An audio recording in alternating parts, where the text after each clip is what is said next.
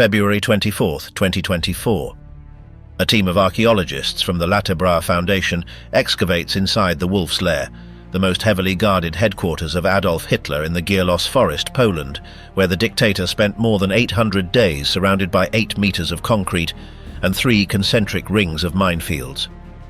While investigating the subsoil of Hermann Göring's residence, located within the complex itself, at 10 centimeters of depth, a fragment of human skull appears. They continue digging and find 5 skeletons without hands or feet, without clothing, and without any objects. 3 adults, a teenager, and a newborn. The police investigation was opened, could not determine the cause of death, and was closed. No one knows who they are or why they are there. This discovery is only the latest piece of a file that has gone unclosed for 80 years. Thousands of kilometers to the southwest, beneath the mountains of Silesia, Hans Kammler, the same engineer who expanded Auschwitz-Birkenau, directed the extraction of 9 million cubic meters of rock for Project Riese. 7 interconnected underground complexes whose exact purpose the archives never confirmed. In 2015, researcher Krzysztof Szpakowski presented decades of documentation and ground-penetrating radar results that pointed to entire, never-explored sections with possible armored trains and hidden archives. The authorities detected inexplicable anomalies in the data, ordered excavations to stop, and have offered no public information since. This documentary exposes the 18 most disturbing Nazi bases and bunkers of the Second World War. Project Riese, the most mysterious Nazi construction ever discovered.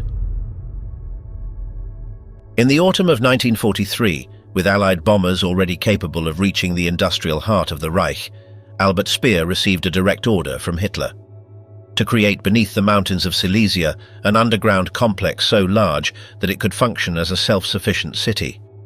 Project Riese, a name that simply means giant in German, became the largest underground construction effort in the entire history of the Third Reich, surpassing in scale any weapons factory or armored headquarters built until then. More than 9 million cubic meters of rock would have to be extracted, and 80 years later, its exact purpose remains one of the greatest enigmas of the war.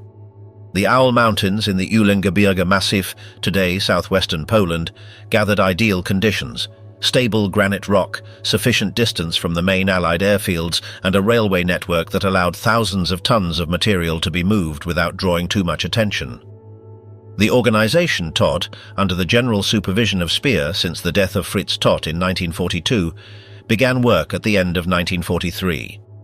Speer visited the area at least once to inspect the progress, but operational direction fell to SS-Obergruppenführer Hans Kammler, the same engineer who had directed the expansion of Auschwitz-Birkenau and the construction of its gas chambers and crematoria. Kammler brought with him his proven method: slave labor in massive quantities and impossible deadlines. The project did not consist of a single tunnel, but of a network of at least 7 main complexes: Osauka, Wardaj, Rzeczka, Sobon, Sokolec, and especially the galleries excavated beneath the old castle of Książ, a Renaissance residence that the Nazis turned into the core of the complex. The plans called for more than 20 kilometers of tunnels, with chambers up to 10 meters high and 15 meters wide. Some sections included ventilation systems, electrical generators, workshops and warehouses, capable of sustaining thousands of people for months. When the Soviet advance forced the abandonment of the works in January and February of 1945, only between 25% and 30% of the project was finished. To execute that colossal work, the SS created a network of subcamps dependent on Gross Rosen. At the peak of activity, between 30,000 and 40,000 prisoners worked simultaneously: Jews deported from Hungary and Poland, Soviet prisoners of war, Poles and political detainees from across Europe. During the first months, before barracks existed on the surface, prisoners slept inside the freshly excavated galleries themselves, on the rock floor, exposed to the dust of dynamite and cement. Tuberculosis and respiratory diseases spread rapidly. Guards executed those who collapsed or worked too slowly. The most conservative estimates speak of between 10,000 and 15,000 deaths, although the systematic destruction of records at the end of the war suggests that the real figure may have been higher. What makes Riese unique is not only its size, but the mystery that surrounds it. The complete plans disappeared. The most serious hypotheses point to an emergency headquarters for Hitler and the High Command, combined with underground factories for advanced weapons, missiles, jet aircraft components, or even a possible nuclear research center. Other theories speak of a refuge for the Nazi elite and their most sensitive archives. None has been confirmed. In 2015, a private expedition generated worldwide headlines by announcing, through ground-penetrating radar, the possible discovery of an armored train hidden in one of the inaccessible tunnels. The claim was never verified, but it fed the legend. Today, Osoka and Wodars are visitable with a guide and attract hundreds of thousands of tourists per year. Visitors walk through artificially illuminated galleries, pass by abandoned machinery, and leave with the same question that historians have been asking for decades. What was this giant really intended to be? Project Riese remains the largest unfinished work of the Third Reich, a monument of concrete and silence to the boundless ambition of a regime that, while losing the war on the surface, was attempting to build an empire underground. The Wolf's Lair, the secret city of 80 structures in the forest. On July 20th, 1944 at 12:42, a bomb detonated at the most secret headquarters of Adolf Hitler and Colonel Klaus von Stauffenberg, who had left the briefing room on a pretext minutes before, observed from outside the smoke rising from the building and assumed that no one could have survived. He was wrong, and that miscalculation would condemn more than 200 people to death in the following weeks. The reason Hitler survived has everything to do with the architecture of the Wolfsschanze, and with a chain of small circumstances that together changed the course of the war. The Wolf's Lair was not a single bunker, but a covert military city in the middle of the Gierlos forest, 8 kilometers from Rastenburg in East Prussia, which today forms part of Poland, with more than 80 structures distributed over 2 square kilometers and organized into 3 concentric security zones equipped with minefields, high-voltage wire fences and SS checkpoints. The organization Todt began its construction in the autumn of 1940, under the code name Askania Nord to conceal its true nature, and the complex was operational in June 1941, just in time for the start of Operation Barbarossa. In those first years, when the regime still believed in a quick victory, the constructions were relatively modest, with walls of 1 to 2 meters of concrete, but the progressive deterioration of the military situation forced between 1943 and 1944 a radical transformation in which the main bunkers were covered with additional layers of concrete until the roofs reached 8 meters of thickness and the lateral walls between 6 and 8, consuming in the process an estimated 250,000 tons of concrete across the entire complex. There is an architectural detail that is deeply ironic in retrospect. The room where Stauffenberg's bomb detonated was not one of those bunkers with 8 meters of concrete, but a wooden structure built for the summer months, with open windows to combat the July heat. The blast wave dispersed outward instead of concentrating, and furthermore the briefcase with the explosives had been inadvertently displaced by Colonel Brandt, who moved it with his foot to accommodate himself better at the table, placing it on the other side of a solid oak table leg that absorbed part of the detonation energy. 4 people died, and 20 were wounded, but Hitler suffered only minor burns and ear injuries. Stauffenberg, convinced of success, took hours to discover that the dictator had survived and was shot that same night in the courtyard of the War Ministry in Berlin. Hitler lived at the Wolfsschanze longer than anywhere else during the war, from June 1941 until November 1944 with some intervals, and those who knew him in that period described a man who was visibly deteriorating, increasingly pale from lack of sunlight, with a growing tremor in his left hand that the SS doctors attributed to stress, but which was probably Parkinson's disease in its early stages. Martin Bormann, who supervised with compulsive obsession all aspects of the complex, kept a meticulous register of visitors and controlled access to Hitler with the meticulousness of an omnipotent butler. When General Zeitzler, chief of the General Staff, appeared at a meeting with visible signs of deliberate weight loss as a silent protest against the rations his troops were receiving on the Eastern Front, Hitler ordered that he be served double rations, furious at what he considered an implicit insubordination. On November 20th, 1944, Hitler left the Wolf's Lair for the last time, and on January 24th and 25th, 1945, with the Soviet front advancing inexorably, army engineers executed the systematic demolition of the complex with detonations that were heard dozens of kilometers away. The solidity of the 8-meter concrete turned the demolition into a paradoxical result. The bunkers were not destroyed but toppled over on themselves, with blocks the size of several-story buildings lying at impossible angles on the forest floor. The Soviets found smouldering rubble and half-burned documents, and today the Wolfsschanze, which receives more than 300,000 visitors annually, preserves its ruins exactly as the explosions of 1945 left them, covered in moss and surrounded by the forest that never stopped growing, in one of the few places in the world where the destruction itself has become the most eloquent monument. The most dangerous room in history, Hitler's bunker. The Führerbunker was neither the largest nor the most sophisticated of the shelters Hitler had occupied during the war, but it is without doubt the one that concentrates more history per square meter than any other place of the 20th century, a space of barely 30 rooms beneath 8 meters of concrete where the Nazi regime reached its definitive end amid simultaneous delirium and banality. The complex was built in 2 well-differentiated phases. The first, the Führerbunker, dated from 1936 and had been included by Albert Speer in the plans for the new Reich Chancellery as an air raid shelter and cellar 4 meters deep beneath the garden. The second phase, the Führerbunker proper, was commissioned in 1943 and executed during 1944 by the firm Hochtief at 8 meters of depth, connected to the Führerbunker by an interior staircase and equipped with ceilings of between 2.5 and 4 meters of reinforced concrete, along with an air ventilation and filtration system capable of functioning completely sealed, diesel generators for independent electricity, telegraphic and telephone communications that functioned until the last moment, and its own water supply. The constant temperature of around 10 degrees Celsius and the permanent noise of the generators characterized the atmosphere of that space, whose occupants knew could become their tomb. Hitler moved definitively to the bunker on January 16, 1945, and those who saw him in those final weeks described an impressive physical transformation. Hunched, dragging his feet when walking, with the tremor in his left hand, now impossible to conceal, and a vacant gaze during entire conversations. His personal physician Theodor Morell administered a cocktail of drugs that included stimulants, sedatives, injected vitamins and opiate-based preparations that together probably accelerated his deterioration,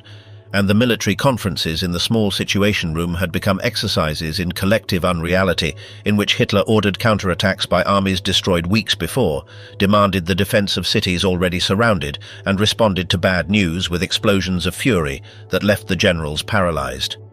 General Heinrici, responsible for the defense of the Oder, would later recall that informing Hitler of the real situation was like trying to explain to someone that their house was on fire while they argued about the color of the curtains.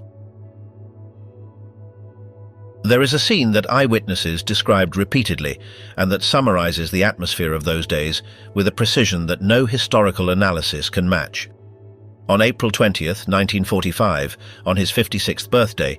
Hitler briefly went out into the garden of the Chancellery to greet a group of Hitler youth, some 12 and 13 years old, who were still fighting in the suburbs of Berlin, and shook their hands one by one with an absent expression, pinching their cheeks mechanically before descending back into the bunker. It was the last time he appeared in public. On April 28th, news arrived that Mussolini had been executed by partisans and hung upside down in Milan, and Hitler, who feared exactly that fate, ordered that precautions be doubled so that his own corpse would not be captured under any circumstances. On April 29th, he dictated his political testament, expelling Göring and Himmler from the party for attempting to negotiate with the Allies, and married Eva Braun in a civil ceremony with Goebbels and Bormann as witnesses, in one of the strangest scenes of the entire war. A wedding in a bunker surrounded by enemy armies, with the city destroying itself above the heads of the contracting parties. The following day, shortly after 3 in the afternoon on April 30th, 1945, both committed suicide and their bodies were burned in the garden in accordance with the instructions Hitler had left in writing. On May 2nd, Berlin surrendered. The subsequent fate of the bunker proved as complicated as its history during the war. The Soviets explored it and identified Hitler's remains through dental records and carried out a partial demolition in 1947, followed by a more systematic one by the GDR in 1959 that also failed to completely destroy the concrete. The bunker remained buried beneath a parking lot and green areas for decades, deliberately ignored by a regime that did not know what to do with it, and construction works in reunified Berlin exposed it periodically throughout the 90s and 2000s, each time reopening the debate about its treatment. The adopted solution is an almost total discretion. Today, the site is marked only by an information panel next to a parking lot on Gertrud Kolmar Strasse, without a museum, without a monument and without public access, in a deliberate decision by the German authorities who consider that any visible attraction would risk becoming a neo-Nazi pilgrimage site. It is the most eloquent paradox of difficult historical heritage. The place where Nazism ended is precisely the one that Germany has chosen not to mark. From Auschwitz to space, the secret von Braun never confessed. On the night of August 17th to 18th, 1943, 600 RAF bombers attacked the Rocket Research Center at Peenemünde on the island of Usedom on the Baltic coast, in an operation that caused significant damage and temporarily interrupted the development of the V-2, but which had an unforeseen and far more lasting consequence. It convinced the Nazi authorities that serial production of the rocket had to be moved to underground facilities inaccessible to any Allied bomber.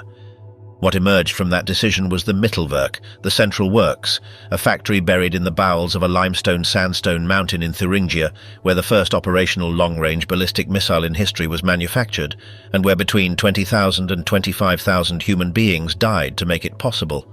The mountain chosen was the Kohnstein, near Nordhausen, whose galleries had been excavated decades earlier by the chemical company Wintershall for the extraction of potash salt, and which provided a starting point that would reduce the commissioning deadlines.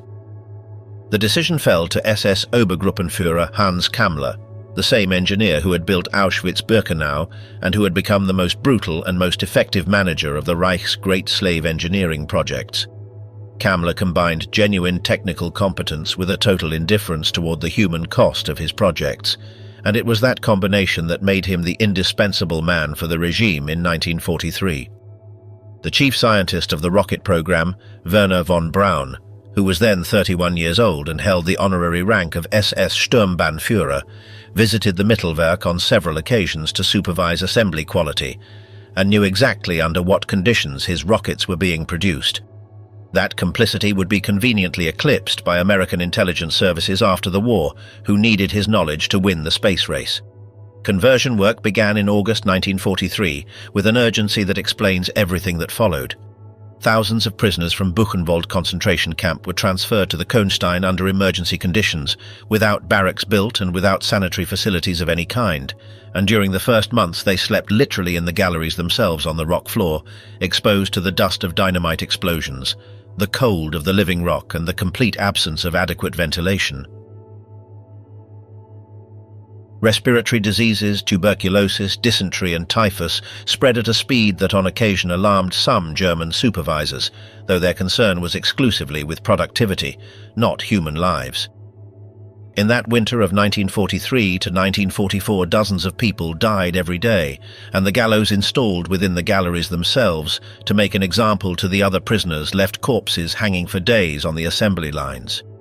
The two main galleries of the Mittelwerk, Tunnel A and Tunnel B, were each approximately 1,800 meters long and were connected by 46 numbered cross galleries where the assembly lines for both the V-2 rocket and the V-1 flying bomb were installed. The V-2 production line was, from a strictly neutral technical standpoint, a remarkable work of industrial organization. The 14-meter-high rocket weighing nearly 13 tons passed through some 40 assembly stages, in which the turbopump engine, the ethanol and liquid oxygen fuel system, the Amatol warhead and the innovative inertial guidance system by gyroscope developed at Peenemünde were integrated. Between September 1944 and the end of March 1945, the Mittelwerk produced approximately 6,000 V-2 rockets at a rate that in the best months reached 600 units, while the Mittelbau-Dora camp, formally established as an independent facility in September 1944, processed throughout its existence between 60 and 64,000 prisoners. On April 11, 1945, troops of the US 104th Infantry Division arrived at the Kohnstein and found the Mittelwerk intact and still partially operational, with half-assembled rockets on the lines and the last survivors in conditions of extreme weakness. General Eisenhower personally visited the site and ordered that congressional delegations and journalists from around the world document what they had found, aware that public opinion needed to see with their own eyes at what price those weapons had been manufactured. The V-2 rockets and technical documentation captured at the Mittelwerk were transferred to the United States in Operation Paperclip, along with von Braun and 125 of his engineers. Today, the site is part of the Mittelbau Dora Memorial, a museum that receives 140,000 visitors annually, and which has made the reconciliation between the horror of slave labor and the history of the space race its central interpretive challenge. A challenge that has no easy resolution, nor will it probably ever have one. The largest submarine bunker on German soil and its truncated fate. There are structures of the Second World War that impress in history books and structures that literally crush you when you stand in front of them.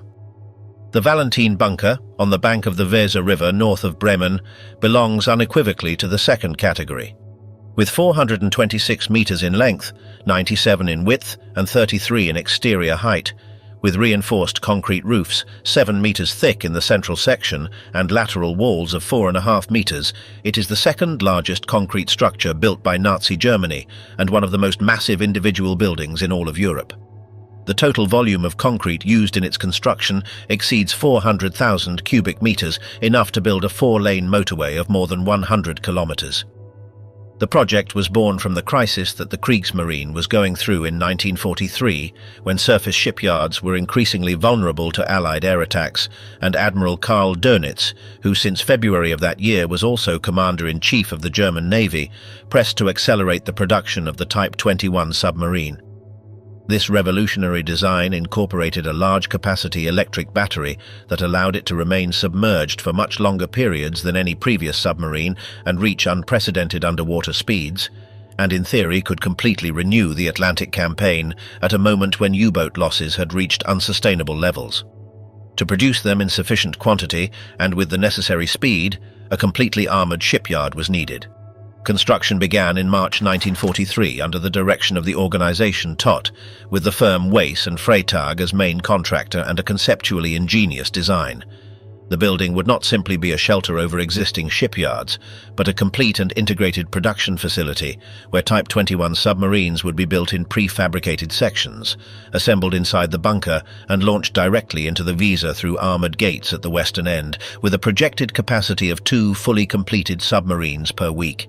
To achieve that rate, overhead crane rails of up to 70 tons of capacity, dry docks in the interior basins and all the workshops necessary for complete assembly were installed inside the bunker. To raise that mass in the shortest possible time, the organization Todt and the SS resorted to one of the largest contingents of documented forced labor in a single construction project on German territory. Over the course of approximately 2 years of works, about 10,000 forced workers passed through the Valentin bunker in different rotations, among them Soviet and French prisoners of war, civilian deportees from the occupied countries, and concentration camp prisoners dependent on the Neuengamme system, with between 4,000 and 6,000 people working simultaneously at times of maximum intensity. Conditions, especially for camp prisoners, were extremely harsh. Frequent accidents on a construction site of those dimensions, insufficient rations, complete absence of protective equipment and systematic violence by the guards. It is estimated that about 600 people died at the workplace itself, although the total figure, including those who died in the associated camps, is significantly higher. The Valentin bunker never produced a single submarine. On March 27, 1945, when the main structure was practically finished and interior equipment was beginning to be installed, 2 waves of RAF Lancasters attacked the complex with 5.5-ton tallboy bombs and 10-ton Grand Slam bombs, the only conventional weapons capable of seriously damaging 7-meter reinforced concrete roofs. The direct hits caused partial perforations of the roof and the collapse of interior structures, leaving the facility permanently inoperable. The American troops who arrived in Bremen at the end of April found the half-empty and damaged but structurally standing colossus, and during the post-war period the bunker was used by the West German Navy as a warehouse for decades. Today it is a memorial and museum administered by the Bremen Memorial Foundation, with permanent exhibitions on forced labor and the history of the project, and walking alongside its exterior walls produces a feeling of architectural crushing that no photograph can faithfully reproduce. Obersalzberg, the Alpine retreat of the Nazi elite.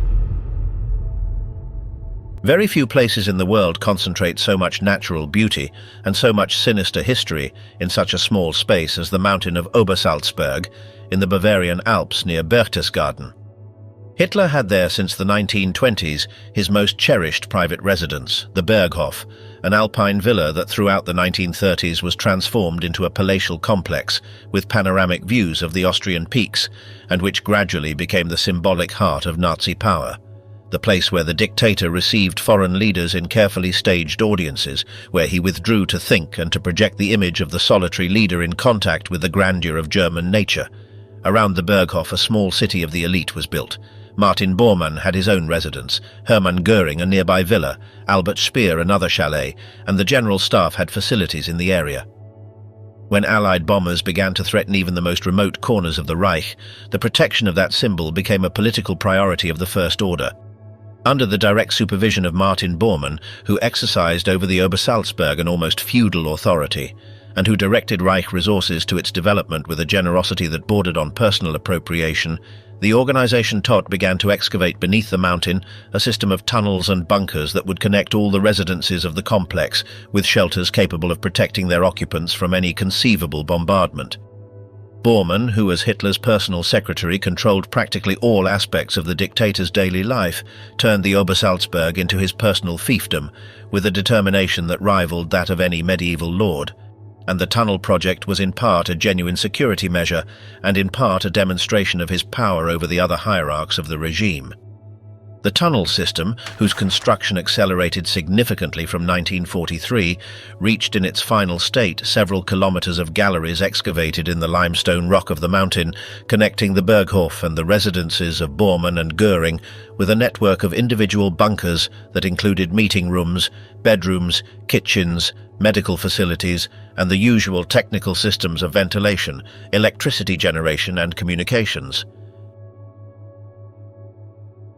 The concrete roofs of the main bunkers were between 3 and 4 meters thick, reinforced with the natural rock that acted as additional armor, and for their construction forced labor from camps dependent on the Dachau system was used, though on a smaller scale than in the megaprojects of the Mittelwerk or the Valentin.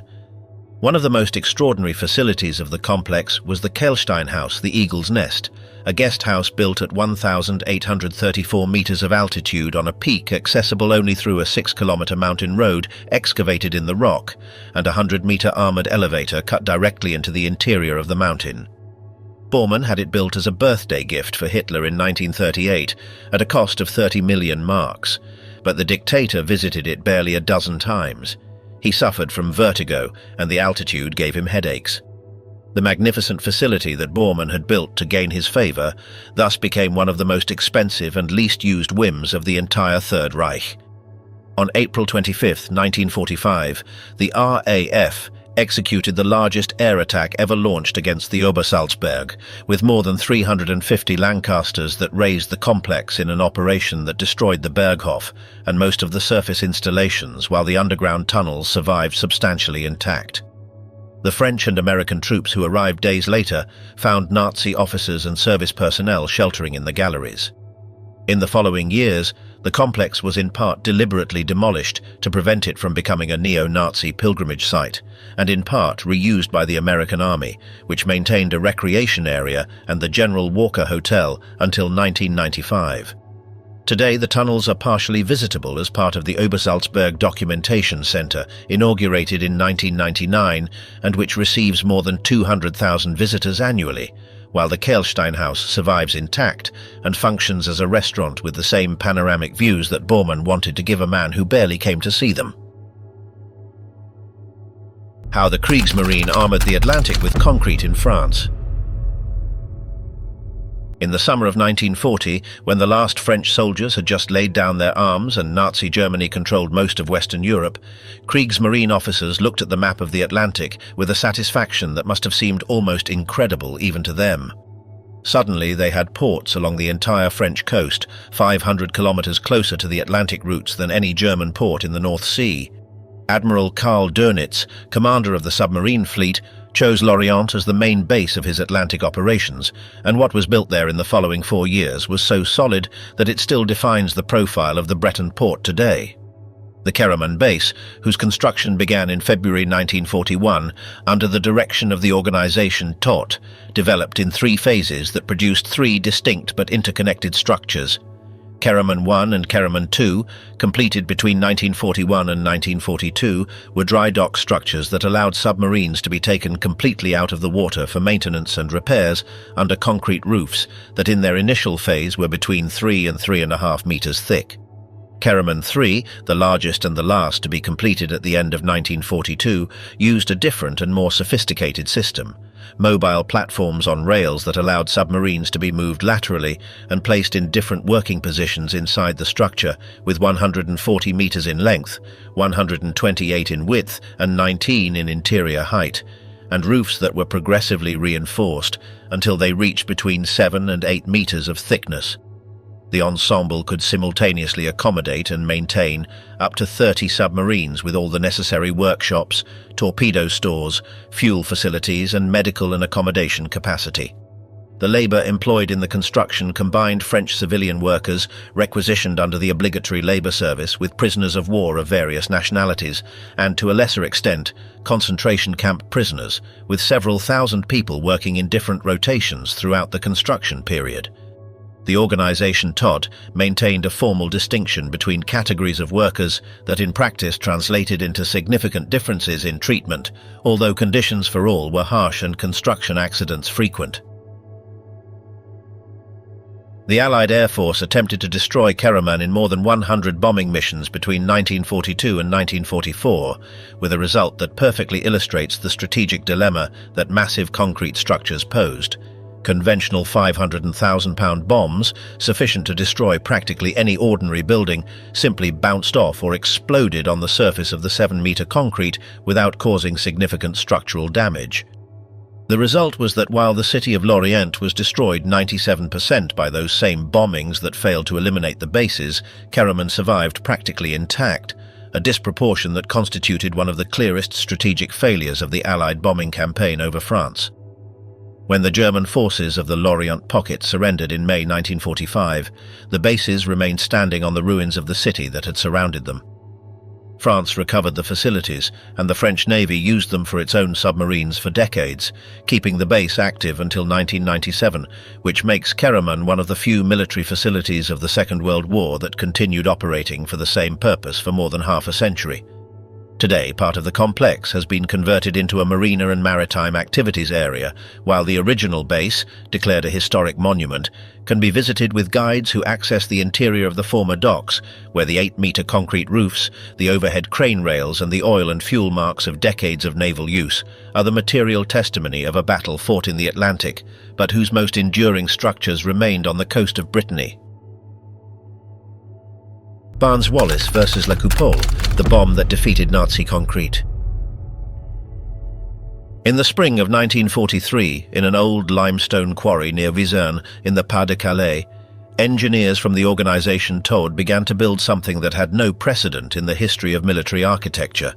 A hemispherical concrete dome, 71 meters in exterior diameter and 5 meters of uniform thickness, designed to be physically impenetrable from the air, and beneath which the launch ramps of a V-2 rocket battery would be installed, capable of bombarding London with an intensity that would have made the actual attacks a modest prologue. The installation was called La Coupole, simply the dome, and the story of how it was stopped is one of the most fascinating in all the military engineering of the 20th century. The spherical geometry of the dome was not an aesthetic choice, but a precise technical solution to a well-defined problem. A curved shape distributes the impact energy of a bomb much more efficiently than a flat surface, redirecting much of the shock wave around the structure instead of concentrating it at the point of impact. German engineers had calculated that no bomb available in the Allied arsenal in 1943 could penetrate 5 meters of concrete with spherical geometry, and under that premise they designed the complete installation. Kilometers of underground galleries that would include storage rooms for the rockets and their fuel of ethanol and liquid oxygen, technical facilities for assembly and preparation, and 2 launch ramps that would emerge through openings in the dome pointing north toward London. The projected capacity was between 20 and 100 daily launches, figures that would have produced over the British capital a bombardment of incomparably greater intensity than the actual V2 campaign, which in its mobile version launched in total about 3,000 rockets over several months. Construction began in August 1943, with forced labour coming primarily from France, Belgium and Poland, and advanced rapidly in its first months while the organisation Todt transformed the existing quarry into the projected underground complex. Allied intelligence identified the construction relatively soon through aerial photographs, and the initial conventional bombings had the same frustrating effect as on Kerman. Standard bombs could not penetrate the 5 meters of concrete of the dome, and the attacks, although they interfered with the supply of materials and delayed progress, could not stop the project. The solution came from a singular mind. Engineer Barnes Wallis, the same man who had designed the bouncing bomb for the legendary missions against the Ruhr dams in May 1943, had in parallel developed a family of deep penetration bombs designed specifically to attack massive concrete targets. The Tall Boy, of 5.5 tons, was designed to penetrate to great depth before detonating, creating a local earthquake effect that could sink or displace structures from their foundations without needing to pierce them directly, while the 10-ton Grand Slam, its larger version, was capable of bringing down underground installations through the seismic vibration of its detonation, even if it did not impact directly on them. On July 17, 1944, 16 Lancasters of 617 Squadron, the famous Dam Busters squadron that had used the bouncing bombs over the Ruhr, attacked La Coupole with tall boys, and several near misses caused the sinking of the ground beneath the base of the dome, displacing it from its foundations and making it structurally inoperable without needing to pierce it. The project was abandoned, and no V2 was ever launched from there.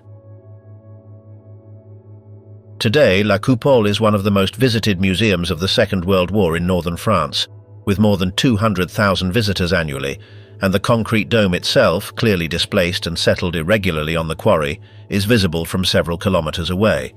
The interior combines the exhibition on the history of the project and of the forced workers, with a section dedicated to space history that connects the V2 rockets with the Apollo and Soyuz programs, in one of those historical ironies that only time can produce. The dome that was going to bombard London has become a place of reflection on the human adventure in the cosmos.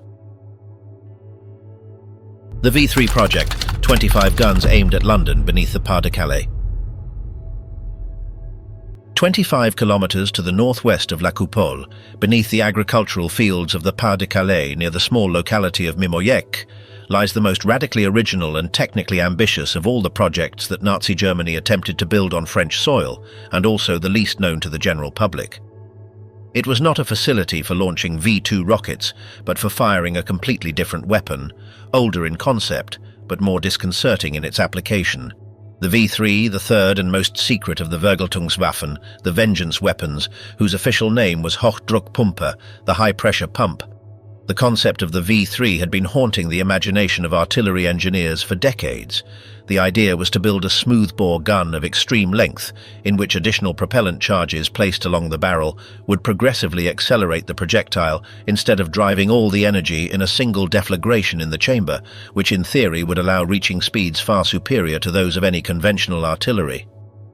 If the number of propulsion chambers was sufficiently high and they were coordinated with precision, 140-kilogram projectiles could reach a distance of between 150 and 180 kilometers at a rate of several shots per minute per barrel.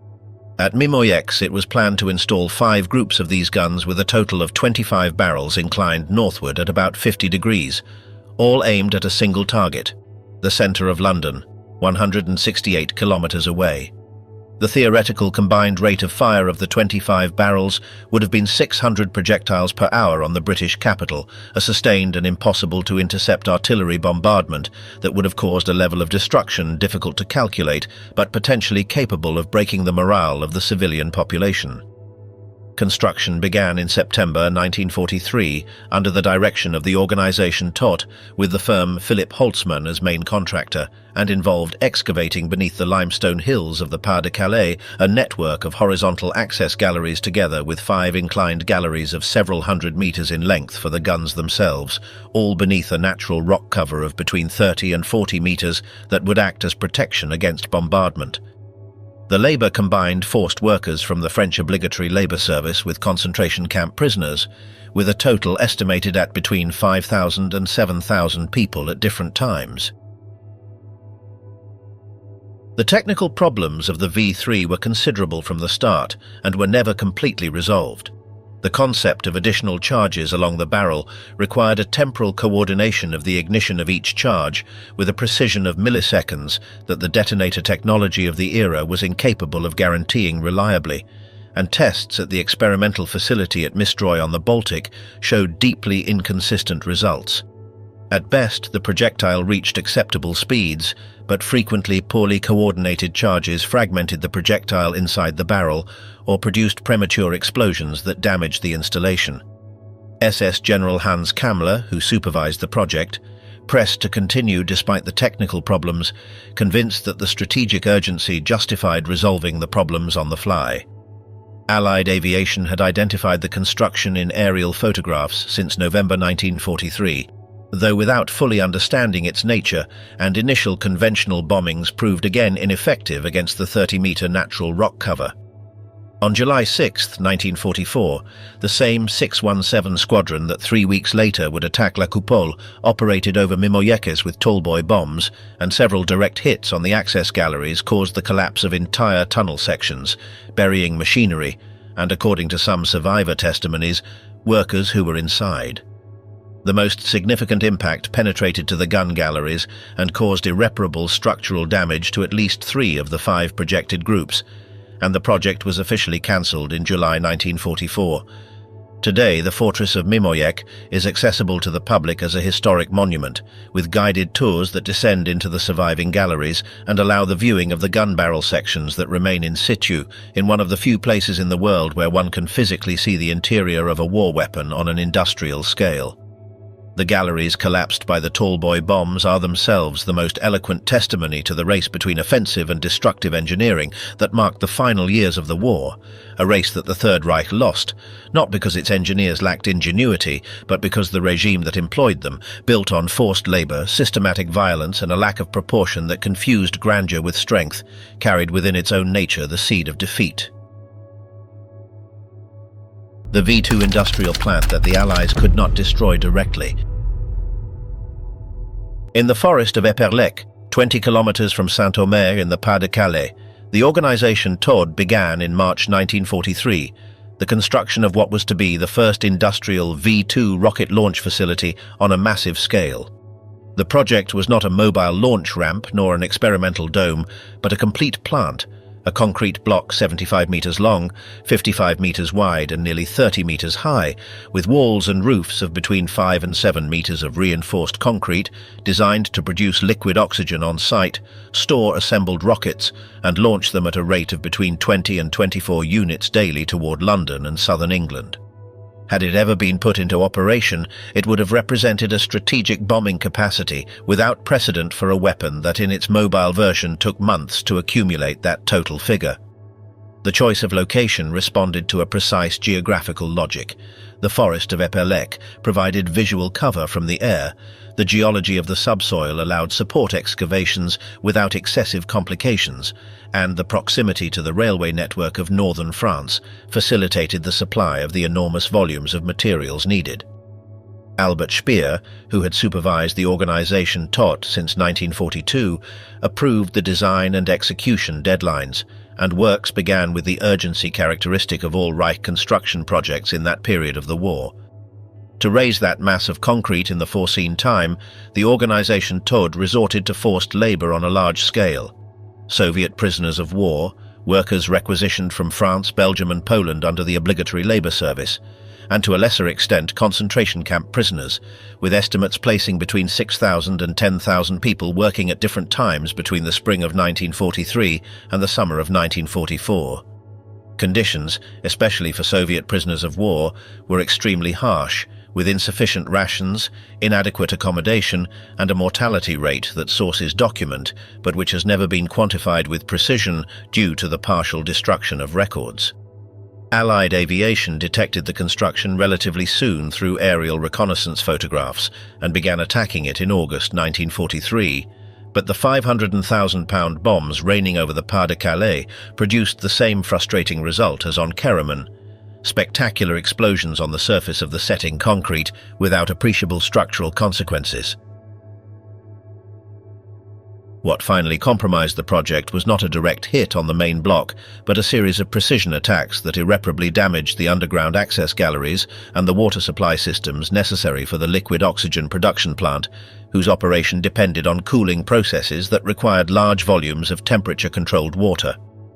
Without liquid oxygen produced locally, the entire logistical logic of the complex collapsed, because transporting that fuel component from external facilities in the quantities necessary for 20 daily launches was practically unfeasible under the Allied bombing conditions of 1944.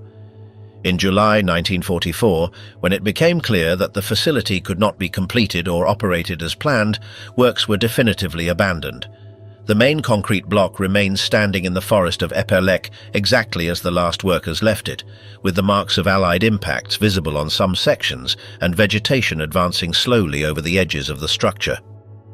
Since 1973, it is accessible as a historic monument with exhibitions that document both the engineering history of the project and the history of the forced workers, and receives annually tens of thousands of visitors who can contemplate from the interior the real dimensions of a structure that in history books seem simply large, but in person is genuinely crushing.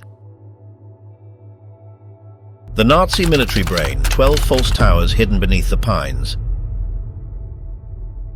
30 kilometers south of Berlin, in the municipality of Zossen, the Brandenburg pine forest concealed during the war 2 underground complexes that constituted the true operational brain of the German armed forces on all fronts. They were called Maybach I and Maybach II, code names deliberately chosen to suggest nothing to whoever heard them without context, and under that anonymity they functioned as the headquarters of the Oberkommando des Heeres, the Army High Command, and the Oberkommando der Wehrmacht, the supreme command of all armed forces. If the Wolfsschanze was where Hitler made decisions, Maybach was where the generals converted them into operational orders and transmitted them to millions of soldiers on 3 continents. Construction began in 1937 and 1938 with a strategic foresight that is remarkable considering that Germany had not yet started any open war. The German army was building underground facilities to protect its command before needing them.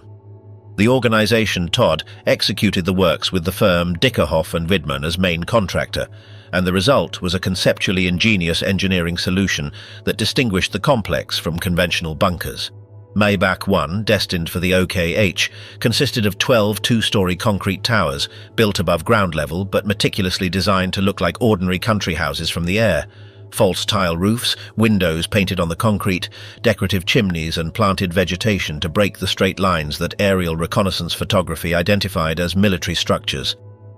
Underground, a network of tunnels connected all the towers and allowed the movement of personnel without exposure to the exterior.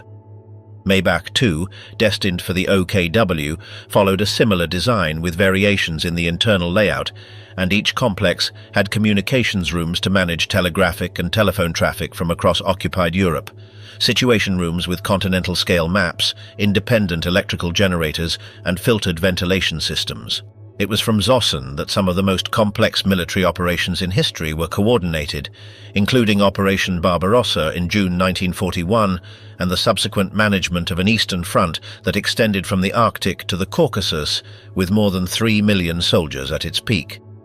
General Franz Halder, Chief of the Army General Staff from 1938 until his dismissal by Hitler in September 1942, kept at Maybach a handwritten diary that today is one of the most valuable primary sources for historians of the conflict.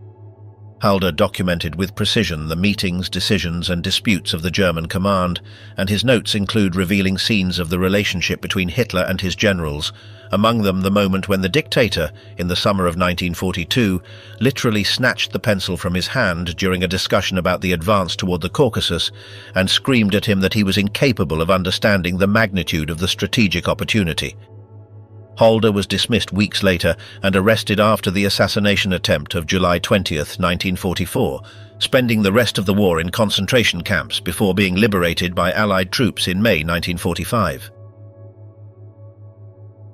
In April 1945, with Soviet armies tightening the encirclement around Berlin, the Maybach complexes were hastily evacuated and part of the archives was destroyed or transferred westward. The Soviets arrived at Zossen on April 21st and found the complexes practically intact, with communications equipment still operational and documentation sufficient to keep Soviet intelligence analysts busy for months.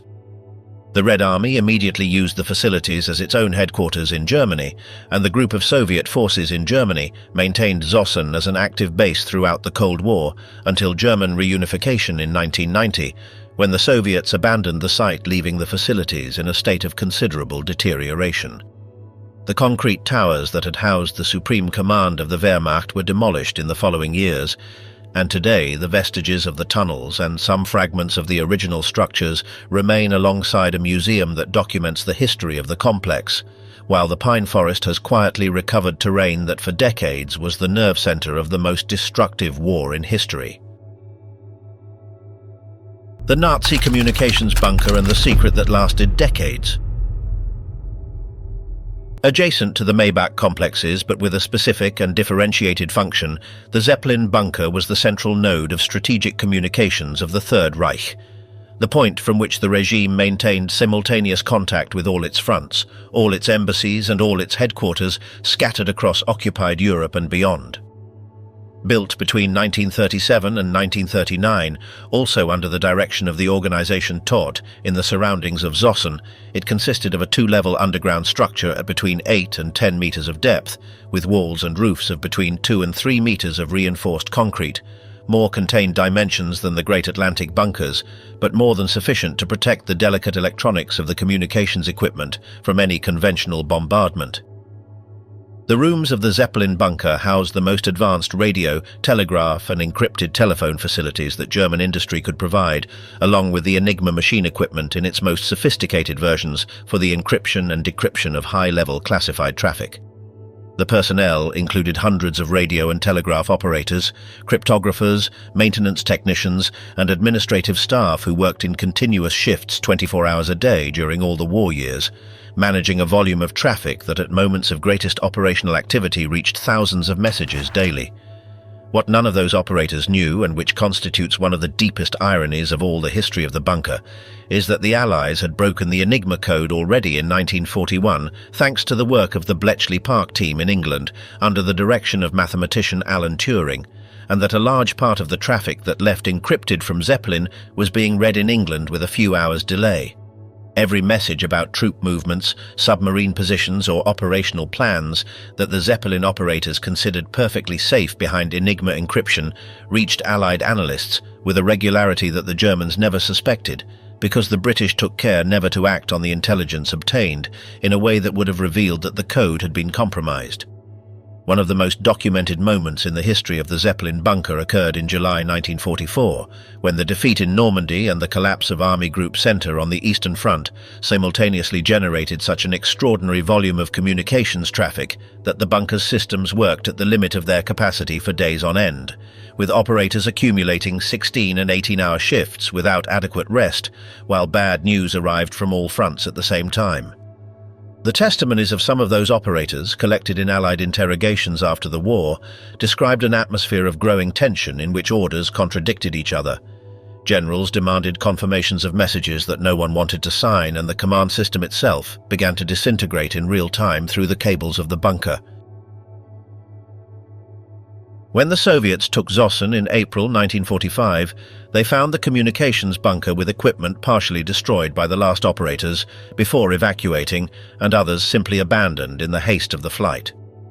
The Soviets adapted the complex for their own needs during the occupation, and today the Zeppelin bunker is partially accessible through organized visits that tour the underground galleries, where the bare concrete, the rusted cabling, and the absolute silence that replaces the constant noise of the apparatus produces one of the most evocative experiences of all the Second World War historical sites in Germany.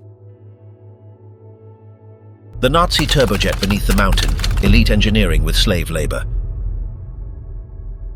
In the spring of 1944, with German industrial production under growing pressure from Allied bombardments,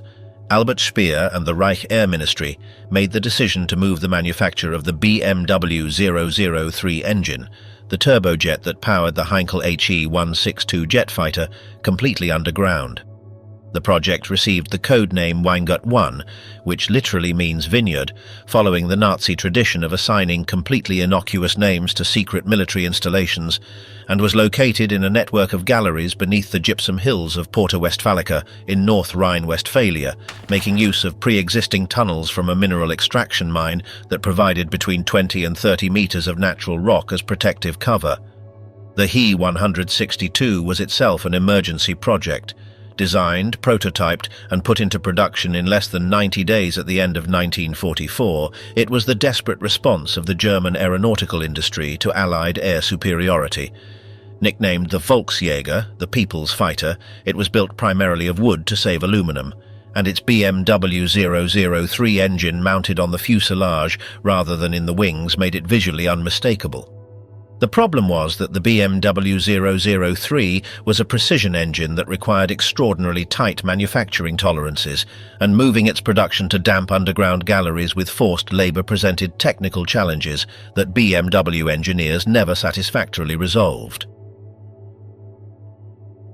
The constant humidity of the galleries was an enemy of precision machinery. The vibration of the production equipment transmitted through the rock and the ventilation systems for the machining processes were difficult to guarantee in confined spaces.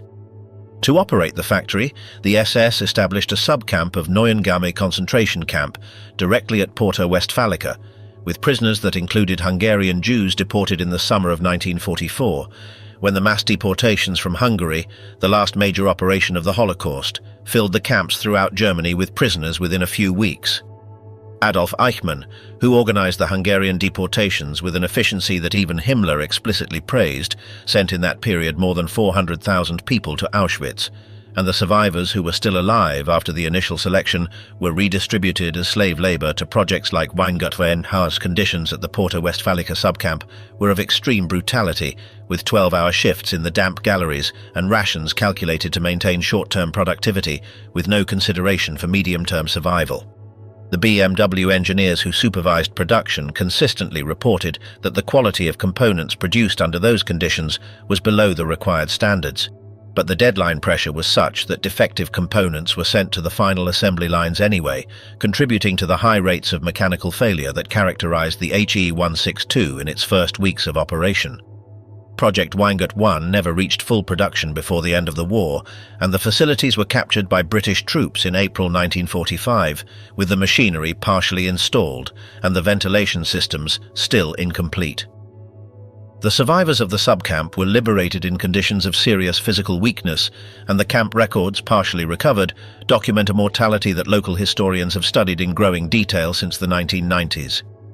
Today, the galleries of Porta Westfalica are the subject of ongoing archaeological and historical research, and the site forms part of a set of memorials that the region of North Rhine-Westphalia has developed to document the use of forced labor in its territory during the war.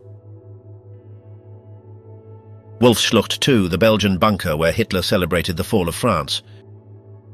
In the municipality of Brûlis-de-Pêche, a village of barely a few hundred inhabitants in the Belgian province of Namur, there exists a set of concrete bunkers and wooden barracks that was built between May and June 1940, with a speed that is still difficult to believe. The organization Todt raised Hitler's personal headquarters, while the campaign for which that headquarters was necessary was still underway.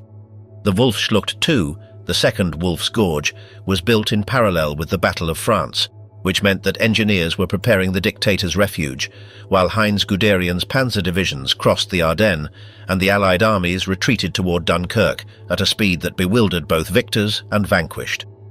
The complex consisted of a series of concrete bunkers with walls of between 1 and 2 meters of thickness, sufficient for the situation of 1940, when the threat of Allied bombardments over Belgium was practically non-existent, along with wooden barracks for the general staff personnel, communications facilities, a perimeter security zone managed by the SS and Hitler's personal bunker, which included his private office, a situation room and basic accommodation. The ensemble was designed for a short stay, not for the prolonged use of the Wolfsschanze, and the speed of its construction reflects the confidence of the German command that the campaign would be brief. Approximately 6 weeks of intensive work were needed, with hundreds of Organization Todt workers operating in continuous shifts to have the basic facilities operational before Hitler arrived. Hitler installed himself at the Wolfsschlucht II on June 6, 1940, and it was from there that he followed the last days of the Battle of France, with an attention that his collaborators described as almost obsessive. He spent hours before the situation maps, received updates every few hours from the army group commanders, and on several occasions intervened personally to modify the lines of advance against the opinion of his generals, including the controversial order to halt the panzers before Dunkirk that allowed the evacuation of more than 300,000 Allied soldiers, a decision that military historiography still debates. On June 17, 1940, at the Brûlé-Dépêche headquarters, Hitler received the news that Marshal Philippe Pétain, the hero of Verdun turned last president of the French government, had requested an armistice. The testimonies of those present, including architect Albert Speer and Chief of Staff Wilhelm Keitel, describe a reaction of physical jubilation that the Nazi newsreels filmed and that became one of the most recognizable images of the war. Although the Allies later discovered that the camera operators had repeated the frame of Hitler's jump several times to convert a spontaneous gesture into a more spectacular sequence. On June 25, 1940, when the armistice came into effect, Hitler left the Wolfsschlucht II and never set foot in Belgium again. The complex remained in the hands of security personnel for some time and was finally abandoned when the focus of the war shifted eastward and the headquarters in France and Belgium lost operational relevance. Unlike the great complexes of the Eastern Front, the Wolfsschlucht II was never subjected to systematic demolitions, and the concrete bunkers survived in a surprisingly good state of preservation. Today, the municipality of Brûlé-Dépêche has developed a museum and a historical trail that connects the different elements of the complex, and the site receives visitors who are often surprised to discover that one of Hitler's headquarters was in the rural heart of Belgium, among fields and forests that seem completely alien to that history. SS-Obergruppenführer, the fortress of the New Order. In 1934, Heinrich Himmler and Robert Lair, director of the German Labour Front, launched a construction program for indoctrination castles for the Nazi Party elite, facilities that would receive the name of Ordensburgen, fortresses of the order, in a deliberate reference to the castles of the medieval Teutonic orders that Nazi ideologues admired as a model of a disciplined and racially pure warrior elite. 3 were built: Ordensburg-Krosinsee in Pomerania, Ordensburg-Sonthofen in Bavaria, and the most ambitious of all, Ordensburg-Vogelsang, raised between 1934 and 1939 on a promontory above the Urftsee Reservoir in the German Ardennes, in the Eifel region of the state of North Rhine-Westphalia. Vogelsang was designed by architect Clemens Klotz, who worked under the direction of Lair and in constant communication with Albert Speer regarding the monumental aspects of the ensemble, and the result was one of the most imposing constructions of the Nazi period. A complex of buildings in local volcanic stone in neo-medievalist style that included dormitories for 2,000 students, dining rooms, conference rooms, sports facilities, an open-air theatre with capacity for several thousand people, and a 30-meter observation tower that dominated the landscape of the reservoir. The purpose of Vogelsang was to train the future leaders of the Reich, young men selected from among the party and SS cadres for their physical, ideological and leadership qualities, who spent at the Ordensburg periods of between 1 and 3 years receiving political indoctrination, intensive physical training and education in Nazi racial ideology. The students, called Junker like the cadets of the Prussian nobility, were continuously evaluated, and those who did not meet the required standards were expelled without ceremony. What makes Vogelsang relevant to this documentary is not only the surface installation, but the underground reinforcement and adaptation works that were undertaken from 1943, when the deterioration of the military situation made it necessary to protect the facilities from possible bombardments. The organization Todt excavated beneath the promontory a network of galleries and shelter rooms that connected the main buildings of the complex, and which included facilities to continue training activities even under bombardment conditions, as well as stores for materials, fuel and provisions. The dimensions of these underground installations were modest in comparison with the Great Atlantic complexes, but their existence reflects the priority the regime placed on the continuity of its indoctrination institutions, even in the most critical moments of the war. In September 1944, when American troops began advancing through Belgium and the Netherlands approaching the German border, Wolfsschanze was hastily evacuated and the last students were sent to combat units. In December 1944, during the Ardennes offensive, the complex was briefly used as a command point by units of the German army before being captured by American forces in February 1945. The American army subsequently used the facilities, and from 1950 to 2005, Wolfsschanze was a NATO base occupied by Belgian troops, who kept the complex in active use for 5 decades. Since 2006, the site has been open to the public as a documentation center and national park, with permanent exhibitions on the history of the Ordensburg and its ideological context that receive more than 300,000 visitors annually, turning a facility designed to train Nazi fanatics into a space of critical historical education. Wolfsburg, the SS castle and its foundations of horror. Heinrich Himmler leased the triangular castle of Wolfsburg in the Paderborn region of Westphalia from the local municipality in 1934 for the symbolic price of 1 mark per year, and in the following 11 years invested in its transformation millions of Reich marks and thousands of prisoner lives in a project that combined the functions of a ceremonial SS headquarters, a pseudo-scientific historical research center, and a stage for the rituals of a pagan religion that Himmler himself was building on the remains of Christianity and pre-Christian Germanic traditions. The result was one of the most disturbing installations of the Third Reich, not for its military power, but for what it revealed about the nature of the regime. The direction of the works fell to architect Hermann Bartels under Himmler's personal supervision, who visited the castle with a regularity that his collaborators found excessive for a man responsible for administering the most extensive terror system in European history. The central project was the transformation of the north tower of the castle, which was to become the sacred space of the SS. On the upper floor, the Obergruppenführer room was designed with black marble flooring and 12 heraldic shields of the highest SS leaders arranged around a round table in a deliberate reference to the legend of King Arthur and the Knights of the Round Table, a legend that Himmler interpreted as the deformed historical memory of an ancient Germanic racial elite. On the lower floor, the circular crypt was designed with 12 pedestals for 12 eternal flames that would have burned in honor of fallen Obergruppenführers. And in the center of the floor, a sun wheel symbol inlaid in stone that later researchers would identify as an adaptation of the SS symbol. The number 12 repeated itself with an insistence that reflected Himmler's fascination with medieval numerical symbolism, and the chivalric analogy was so explicit that some of his subordinates found it embarrassing, although no one in the SS apparatus could afford to express that discomfort aloud. To build and expand the complex, the SS established in 1941 the Niederhagen concentration camp 3 kilometers from the castle, a facility that at its peak of activity housed about 3,900 prisoners employed in the construction, in the stone quarry that supplied the materials and in the artisan workshops that produced the decorative elements of the castle. Conditions at Niederhagen were documented as especially brutal even within the Nazi concentration camp system, with a mortality rate that between 1941 and 1943 killed approximately 1,200 people, among them Soviet prisoners, Jehovah's Witnesses, common criminals and political prisoners of multiple nationalities. In 1943, when the main works were mostly completed, the camp was reduced, and most of the surviving prisoners were transferred to Buchenwald, although a smaller contingent continued working at Wolfsburg until the end of the war.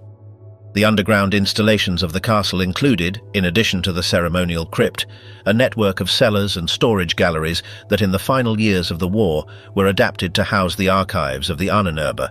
the pseudo-scientific SS organization dedicated to researching the racial origins of the Germanic peoples, and which financed archaeological expeditions, folklore studies and experiments of dubious methodology across all the territory controlled by Germany. In March 1945, with American troops approaching from the west, Himmler ordered the evacuation of the castle and its partial destruction. The SS who executed the order blew up the auxiliary structures and set fire to some sections, but the main triangular castle withstood fire and dynamite better than foreseen, and when American troops arrived on April 2, 1945, they found a damaged but recognizable structure. Today, the Castle of Wolfsburg is a museum and documentation center on the SS that receives more than 100,000 visitors annually, with the Obergruppenführer room and the circular crypt accessible and explained in their real historical context, without mystifications, but without evading either the scale of the horror that financed their construction. The last refuge of the U-boats, the secret Elbe base in Hamburg. While the great submarine bunkers of the Atlantic, Kéromán in Lorient, Saint-Nazaire, Brest and La Pallice, monopolized the attention of Allied naval strategy and most of the organization Todt resources destined to protect the submarine fleet. In northern Germany, a facility was being built in relative silence, whose existence many Allies did not even suspect until they reached it in April 1945. The Elbe II submarine bunker, located on the south bank of the Elbe River in the municipality of Hamburg-Finkenwerder, was conceived in 1940 and built between 1941 and 1942 as a maintenance and repair facility for U-boats operating in the North Sea and the Baltic, in a location that had the advantage of being within German territory proper, far from the Atlantic coasts that by 1942 were already beginning to be vulnerable to Allied commando raids and long-range air attacks. The structure of the Elbe II was more modest than the colossi of Lorient or Saint-Nazaire, but was far from minor. A concrete block with two covered docks capable of simultaneously accommodating up to 4 medium-sized submarines, with reinforced concrete roofs of 3.5 meters of thickness and lateral walls of 2.5 meters, sufficient to withstand the conventional bombardments that reached the Hamburg area in 1942 and 1943, though insufficient against the deep penetration bombs that the Allies reserved for priority targets. The facility had all the workshops necessary for the repair and maintenance of U-boats, including underwater welding equipment, torpedo stores and electronic equipment, and independent generators that guaranteed the electricity supply, even during the great blackouts that the bombardments over Hamburg periodically caused in the city. The construction of the Elbe II employed forced labor from Neuengamme concentration camp, the main camp of the concentration camp system in northern Germany, located barely 30 kilometers from Hamburg. Neuengamme processed throughout its existence more than 100,000 prisoners of 28 different nationalities, with a mortality rate estimated at approximately 42,000 people, and supplied forced workers to dozens of companies and construction projects in northern Germany. The prisoners assigned to the Elbe too worked under the direct supervision of Kriegsmarine personnel, and although their conditions were slightly less lethal than in the great underground projects like the Mittelwerk, the combination of exhausting physical work, insufficient rations and the conditions of the North German winter produced a constant mortality. The Elbe II bunker gained growing operational importance from 1944, when the great Atlantic ports fell one by one to the Allied advance after the liberation of France, and the bunkers of Lorient and Saint-Nazaire were isolated in pockets of resistance with no possibility of continuing their normal functions. Hamburg became one of the last operational ports of the Kriegsmarine in Western Europe, and the Elbe II was used until the last days of the war for the maintenance of U-boats that were still attempting to operate in the North Sea. When British troops entered Hamburg on May 3, 1945, the day after the surrender signed by Admiral Dönitz, they found the bunker still with naval personnel inside and at least one partially dismantled submarine in one of the docks. In the following decades, the facility was used by various naval and engineering companies operating in the port of Hamburg, taking advantage of the solidity of the structure for storage and workshops, until the port expansion and industrial reorganization of the area led to the abandonment and subsequent partial demolition of some sections in the 1980s and 90s. The documentary records of the Elbe II, captured by the British in 1945, form part of the holdings of the German military archive in Freiburg and have been consulted by naval historians interested in the logistics of the Kriegsmarine in its final operational months, when the navy that had threatened Allied control of the Atlantic withdrew to the rivers and estuaries of German territory itself in search of the last concrete refugees it could still defend.